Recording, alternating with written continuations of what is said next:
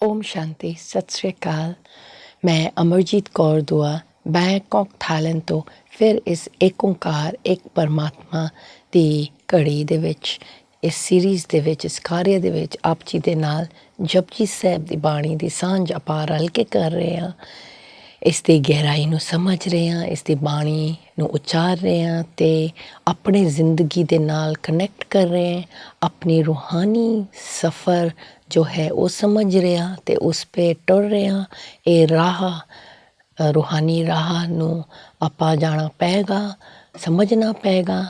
ਅਕਾਲ ਪੁਰਖ ਦੀ ਖੇਡ ਨੂੰ ਗੁਰੂਆਂ ਨੇ ਬਾਣੀ ਲਿਖੀ ਹੈ, ਜ਼ਰੂਰ ਇੱਕ ਮਤਲਬ ਇਸ ਦੀ ਲੋੜ ਹੈਗੀ ਹੈ ਜ਼ਰੂਰ, ਨਹੀਂ ਤਾਂ ਕਿਉਂ ਲਿਖਣਗੇ। ਇਹ ਸਾਰੀਆਂ ਗੱਲਾਂ ਆਪਾਂ ਪਹਿਚਾਣਾਂਗੇ ਅਤੇ ਆਪਾਂ ਫਿਰ ਉਸ ਰੂਹਾਨੀ ਯਾਤਰਾ 'ਤੇ ਸਹੀ ਤਰੀਕੇ ਨਾਲ ਨਿਕਲ ਪਾਵਾਂਗੇ।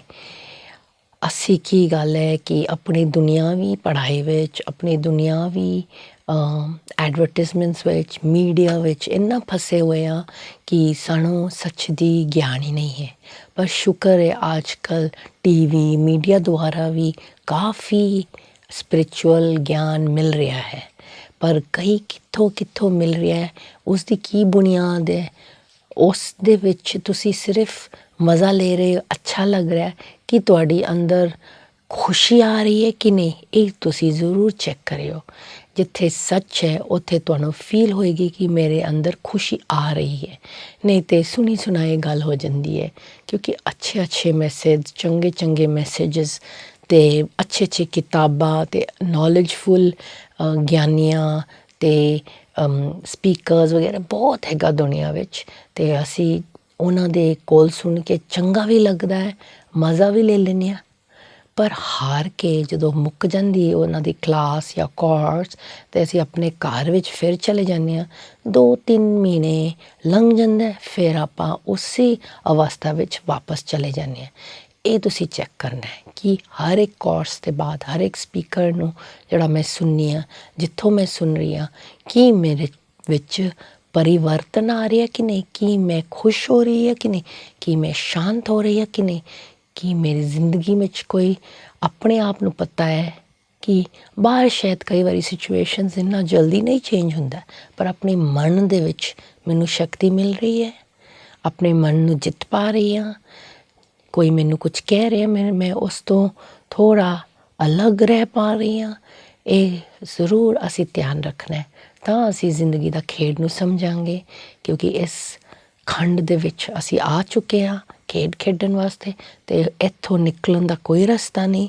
ਜਨਮ ਵਿੱਚ ਆਉਂਦੇ ਰਹਿਣਗੇ, ਫਿਰ ਅੰਤ ਵਿੱਚ ਉਹ ਅਕਾਲ ਪੁਰਖ ਸਾਨੂੰ ਸਾਰਿਆਂ ਨੂੰ ਇਕੱਠੇ ਲਿਜਾਵਾਂਗੇ, ਮੱਛਰਾਂ ਵਰਗਾ ਅਸੀਂ ਜਾਵਾਂਗੇ। ਇਹ ਵੀ ਗੁਰਬਾਣੀ ਵਿੱਚ ਲਿਖਿਆ ਹੈ। ਅਤੇ ਜਿੰਨਾ ਚਿਰ ਅਸੀਂ ਇੱਥੇ ਹਾਂ, ਕਮਾਈ ਕਰਨੀ ਪਏਗੀ। ਅਸੀਂ ਮਿਲ ਕੇ ਇਸ ਵੇਲੇ ਕਮਾਈ ਕਰ ਰਹੇ ਹਾਂ, ਉਸ ਗੁਰਬਾਣੀ ਦੀ ਖੋਜ ਕਰ ਰਹੇ ਹਾਂ, ਤਾਂ ਕਿ ਅਸੀਂ ਆਪਣੀ ਕਰਮ ਦਾ ਖਾਤਾ ਨੂੰ ਸਮਝੀਏ ਅਤੇ ਕਰਮ ਨੂੰ ਠੀਕ ਕਰੀਏ, ਤਾਂ ਕਿ ਔਰ ਸਿਰਫ ਠੀਕ ਹੀ ਨਹੀਂ, ਪਰ ਕਿ ਕਰਮ ਨੂੰ ਕਿਵੇਂ ਠੀਕ ਕਰਨਾ ਹੈ ਆਪਣੇ ਹੱਥ ਨਹੀਂ ਹੈ। ਉਸ ਅਕਾਲ ਪੁਰਖ ਦੀ ਦਇਆ ਤਾਂ ਹੈ ਹੀ ਹੈ, ਉਸ ਦੀ ਸ਼ਕਤੀ ਚਾਹੀਦੀ, ਉਸ ਦੀ ਗੁਣ ਚਾਹੀਦੀ, ਉਸ ਨੂੰ ਮਿਲਣਾ ਪਏਗਾ, ਉਸ ਨੂੰ ਬੱਚਾ ਬਣ ਕੇ ਕਹਿਣਾ ਪਏਗਾ, ਹੇ ਸੱਚੇ ਪਾਤਸ਼ਾਹ ਮੈਨੂੰ ਤੁਹਾਡੀ ਲੋੜ ਹੈਗਾ। ਇਹ ਜਦੋਂ ਤੁਸੀਂ ਅਕਾਲ ਪੁਰਖ ਨੂੰ ਕਹੋਗੇ ਮੈਨੂੰ ਤੁਹਾਡੀ ਲੋੜ ਹੈਗਾ, ਮੈਂ ਆਤਮਾ, ਮੈਂ ਸਰੀਰ ਅਮਰਜੀਤ ਨਹੀਂ, ਮੈਂ ਸਰੀਰ ਅਮਰਜੀਤ 'ਤੇ ਕੱਪੜੇ ਚਾਹਵਾਂਗੀ, ਖਾਣਾ ਚਾਹਵਾਂਗੀ, ਮੇਕਅਪ ਚਾਹਵਾਂਗੀ, ਇੱਥੇ ਉੱਥੇ ਜਾਣਾ ਚਾਹਵਾਂਗੀ, ਉਹ ਅਕਾਲ ਪੁਰਖ ਨਹੀਂ ਪੂਰੀ ਕਰਦਾ। ਉਹ ਵੀ ਮਤਲਬ ਕਰਮ ਅਨੁਸਾਰ ਮਿਲਦਾ ਹੈ। ਲੇਕਿਨ ਜਦ ਮੈਂ ਆਤਮਾ ਆਪ ਜੀ ਕੋਲੋਂ ਖੁਸ਼ੀ ਚਾਹੁੰਦੀ ਹਾਂ, ਪਿਆਰ ਚਾਹੁੰਦੀ ਹਾਂ, ਉਹ ਗੁਣ ਉਹ ਅਕਾਲ ਪੁਰਖ ਦਿੰਦਾ ਡਾਇਰੈਕਟਲੀ, ਇੰਸਟੈਂਟਲੀ। ਅਤੇ ਉਹ ਮੰਗਣੀ ਹੈ, ਸਹੀ ਮੰਗਾਂਗੇ ਅਤੇ ਫਿਰ ਸਾਨੂੰ ਸਹੀ ਮਿਲੇਗਾ। ਅਤੇ ਅਸੀਂ ਆਪਣੇ ਆਪ ਨੂੰ ਇਹ ਮਤਲਬ ਗੁਰਬਾਣੀ ਵਿੱਚ ਵੀ ਕਈ ਪੰਕਤੀਆਂ ਵਿੱਚ ਲਿਖਿਆ ਨੇ ਕਿ ਚੰਗੀ ਮੰਗਾਂਗੇ ਅਤੇ ਫਿਰ ਸਾਨੂੰ ਮਿਲਦਾ। ਅਤੇ ਅਸੀਂ ਮੰਗ ਉਹ ਜੇ ਕਰੀਏ ਜਿਹੜਾ ਕਿ ਉਸ ਦੇ ਵੱਲ ਟੁਰਨ ਦਾ ਮੰਗ, ਉਸ ਦੇ ਨਾਲ ਲਿਵ ਜੋੜਨ ਦਾ ਮੰਗ, ਤਾਂ ਕਿ ਉਸ ਦੀ ਗੁਣ ਅਤੇ ਉਸ ਦੀ ਵਡਿਆਈ ਅਤੇ ਉਸ ਦੀ ਸ਼ਕਤੀ ਮੇਰੇ ਵਿੱਚ ਆ ਜਾਏ, ਤਾਂ ਕਿ ਮੇਰੀ ਇਹ ਜ਼ਿੰਦਗੀ ਖੁਸ਼ੀ ਨਾਲ ਭਰ ਜਾਏ, ਮੈਨੂੰ ਸ਼ਾਂਤੀ ਮਿਲ ਜਾਏ, ਮੈਨੂੰ ਪਿਆਰ ਮਿਲ ਜਾਏ, ਅਕਾਲ ਪੁਰਖ ਤੋਂ ਪਿਆਰ ਨਾਲ ਮੈਂ ਭਰ ਜਾਵਾਂਗੀ, ਫਿਰ ਮੈਂ ਸਾਰਿਆਂ ਨੂੰ ਵੀ ਦੇਵਾਂਗੀ। ਆਓ ਅਸੀਂ ਜਪਜੀ ਸਾਹਿਬ ਦੇ ਇਸ ਵੇਲੇ ਧਰਮ ਖੰਡ ਨੂੰ ਸਮਝਿਆ ਕਿ ਅਸੀਂ ਧਰਮ ਖੰਡ ਵਿੱਚ ਆਏ ਹਾਂ ਅਤੇ ਗਿਆਨ ਖੰਡ ਦੇ ਆਪਾਂ ਖੋਜ ਕਰ ਰਹੇ ਹਾਂ। ਅਤੇ ਅੱਗੋਂ ਇਹ ਪੌੜੀ ਵਿੱਚ ਵੀ ਥੋੜ੍ਹਾ ਗਿਆਨ ਖੰਡ ਦੇ ਬਾਰੇ ਗੁਰੂ ਜੀ ਫਿਰ ਦੱਸਣੇ ਆ। ਫਿਰ ਆਪਾਂ ਸਰਮ ਖੰਡ ਵਿੱਚ ਵੀ ਇਹ ਪੌੜੀ ਦੇ ਵਿੱਚ ਜਾਵਾਂਗੇ। ਗਿਆਨ ਖੰਡ ਮੇਂ ਗਿਆਨ ਪ੍ਰਚੰਡ, ਤਿੱਥੇ ਨਾਦ Vinod code Anand. In the realm of knowledge, Gyan Khand, divine deliberation, spiritual wisdom is the true splendor.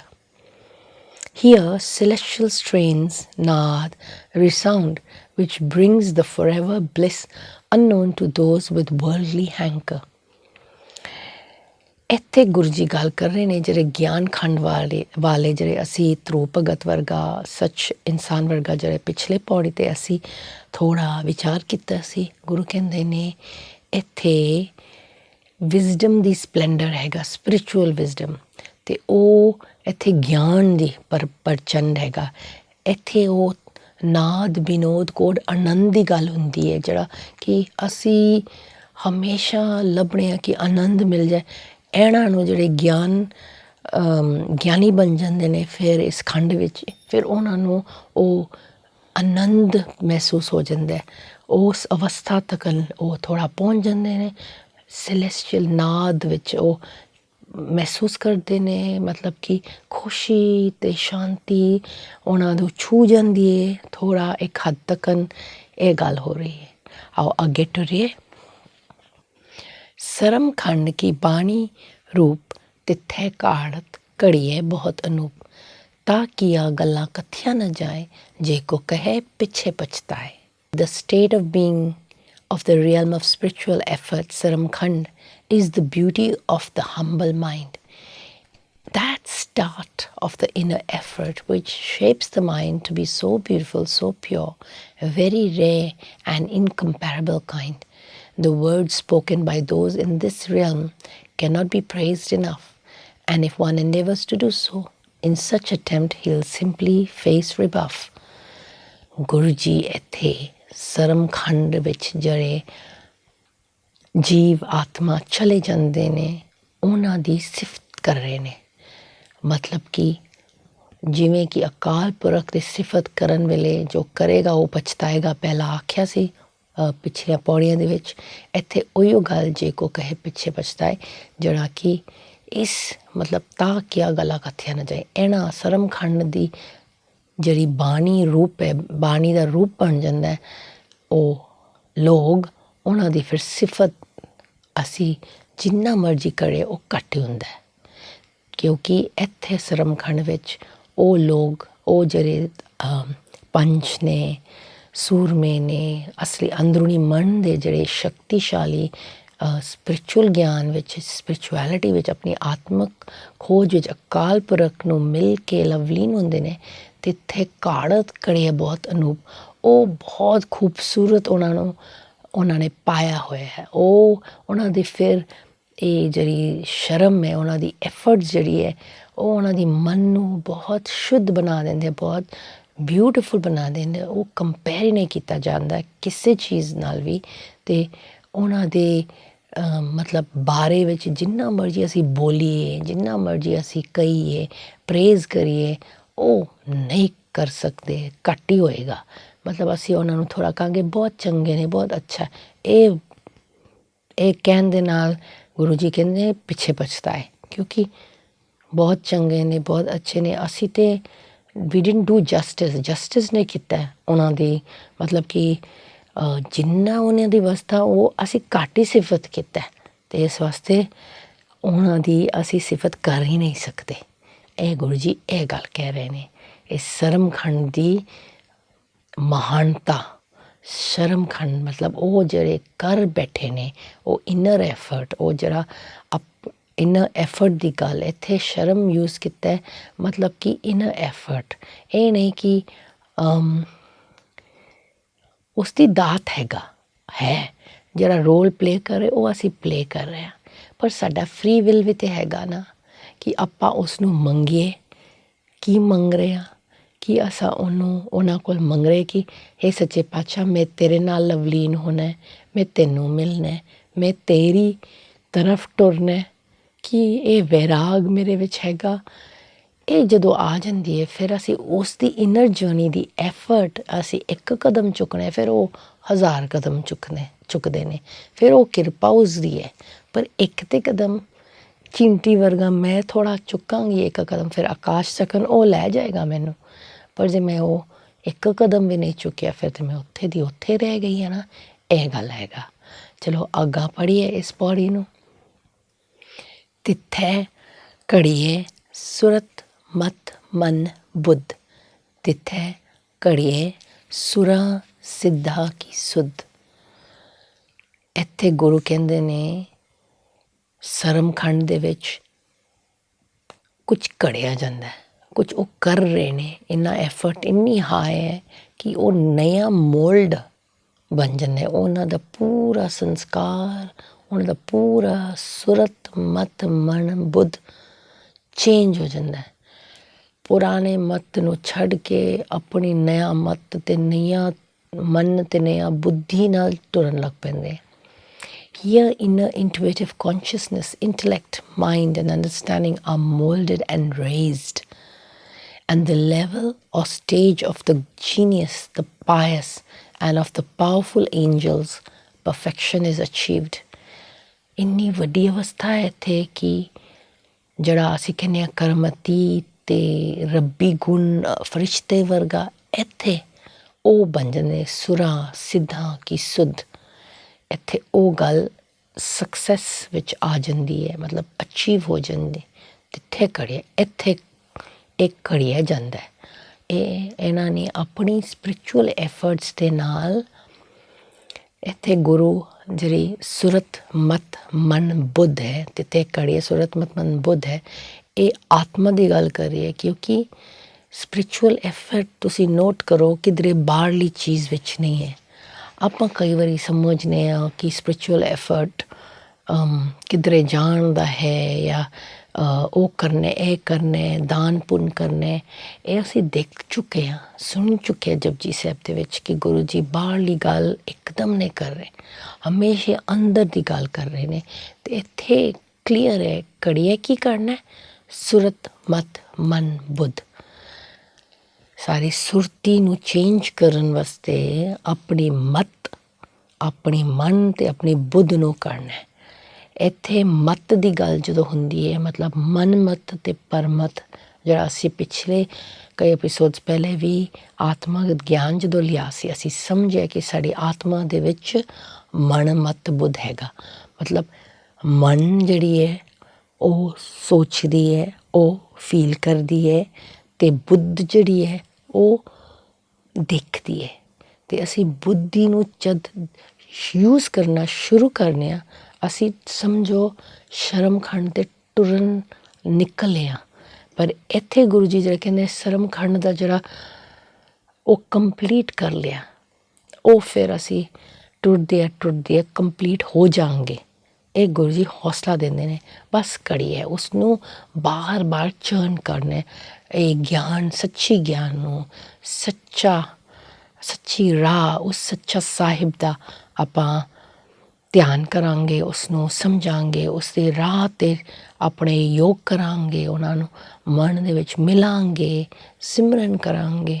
ਫਿਰ ਆਪਾਂ ਉਸਨੂੰ ਉਸ ਦੀ ਸ਼ਕਤੀ ਦੇ ਨਾਲ ਆਪਣੇ ਮਨ ਮਤ ਅਤੇ ਬੁੱਧ ਨੂੰ ਬਦਲਾਂਗੇ।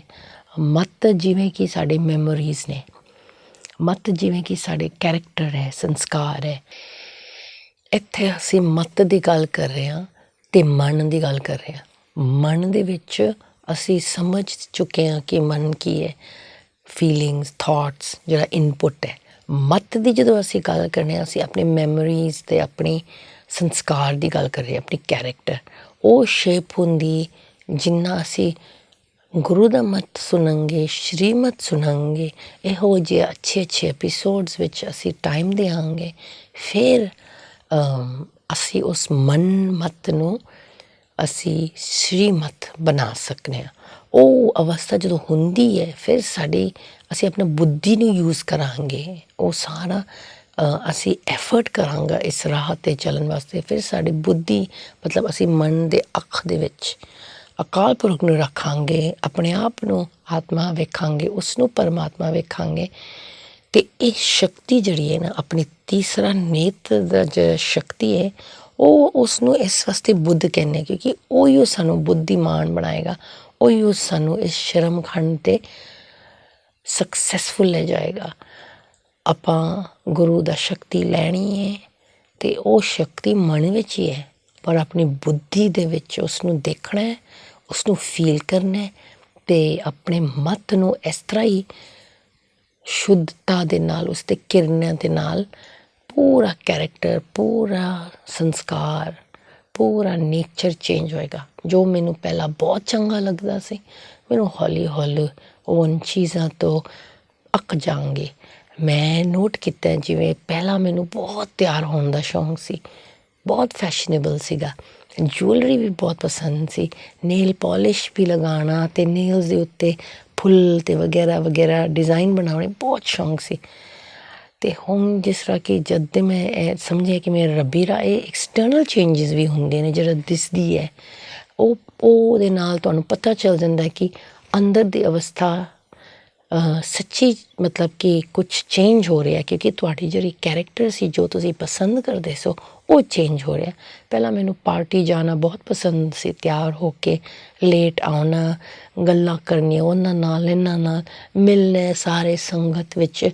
ਹੁਣ ਮੈਨੂੰ ਅਕੇਲਾ ਰਹਿਣ ਦਾ ਬਹੁਤ ਸ਼ੌਂਕ ਹੈ, ਆਪਣੇ ਪੋਤੇ ਦੇ ਨਾਲ, ਜਾਂ ਬਸ ਆਪਣੇ ਘਰ ਵਿੱਚ ਆਪਣਾ ਸਟੂਡੈਂਟਸ ਦੇ ਨਾਲ, ਗੁਰਬਾਣੀ ਦੇ ਨਾਲ, ਰੱਬ ਦੇ ਨਾਲ, ਯੋਗ ਵਿੱਚ ਕਲਾਸਿਸ ਸੁਣੀਆਂ, ਜਿਹੜੇ ਮੇਰੇ ਤੋਂ ਉੱਚੇ ਅਵਸਥਾ ਵਾਲੇ ਲੋਕ ਨੇ, ਬ੍ਰਹਮ ਗਿਆਨੀਆਂ ਦੀਆਂ ਗੱਲਾਂ ਸੁਣੀਆਂ, ਇਹ ਸਾਰਾ ਕੁਛ ਰੱਬੀ ਗੱਲਾਂ ਸੁਣਿਆ, ਰੱਬ ਕੋਲੋਂ ਮਿਲਣਾ, ਸੁਣਨਾ, ਇਹ ਸਾਰਾ ਕੁਛ ਬਦਲਾਵ ਹੁੰਦੀ ਹੈ ਸਾਡੀ ਜ਼ਿੰਦਗੀ ਦੇ ਵਿੱਚ। ਇਹ ਅਸੀਂ ਵੇਖਦੇ ਹਾਂ, ਜੋ ਮੈਨੂੰ ਸ਼ੌਂਕ ਹੁੰਦਾ ਸੀ ਪਹਿਲਾਂ TV 24 ਘੰਟੇ ਵੇਖਣਾ ਜਾਂ ਘੁੰਮਣਾ ਫਿਰਨਾ, ਹੁਣ ਅਸੀਂ ਜਦੋਂ ਘੁੰਮਦੇ ਫਿਰਦੇ ਹਾਂ, ਉਹ ਉਸ ਤਰ੍ਹਾਂ ਦੇ ਅਲੱਗ ਹੈ। ਪਹਿਲਾਂ ਸ਼ੋਪਿੰਗ ਵਿੱਚ ਧਿਆਨ ਜਾਂਦਾ ਸੀ, ਹੁਣ ਜਾਂਦਾ ਨੇਚਰ ਵਿੱਚ, ਮਾਊਂਟੇਨਸ ਨੂੰ ਦੇਖਣਾ, ਨਦੀਆਂ ਨੂੰ ਵੇਖਣਾ, ਸਮੁੰਦਰ ਦੇ ਕਿਨਾਰੇ ਜਾਣਾ, ਉਸ ਦੀ ਕੁਦਰਤ ਨੂੰ ਵੇਖਣਾ, ਚੰਗੀ ਹਵਾ ਖਾਏ, ਇਹੋ ਜਿਹਾ ਚੇਂਜਿਸ ਆਉਂਦੀ ਹੈ ਜ਼ਿੰਦਗੀ ਵਿੱਚ।